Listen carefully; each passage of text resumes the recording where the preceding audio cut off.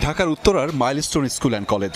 ছুটি হওয়ার আগ মুহূর্তে ক্লাসরুমের স্বাভাবিক কোলাহল, কিন্তু আচমকাই আকাশ থেকে নেমে আসে বিভীষিকা। প্রশিক্ষণ বিমান আছড়ে পড়ে স্কুলের ভেতর। বিকট শব্দ আর মুহূর্তের আগুনে পুড়ে ছাই হয়ে যায় চারপাশ।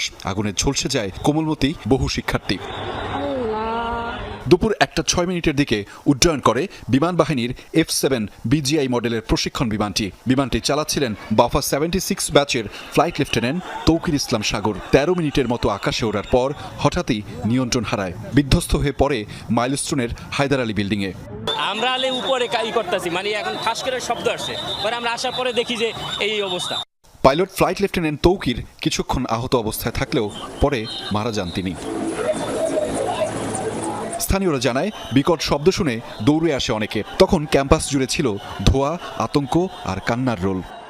আমার সন্তান তো আশপাশের এলাকায় তৈরি হয় হৃদয় বিদারক পরিস্থিতির। পোড়া শরীরে আহত অনেকেই বের হয়ে আসে, আর অনেকেই ঘটনাস্থলেই মৃত্যুবরণ করেন।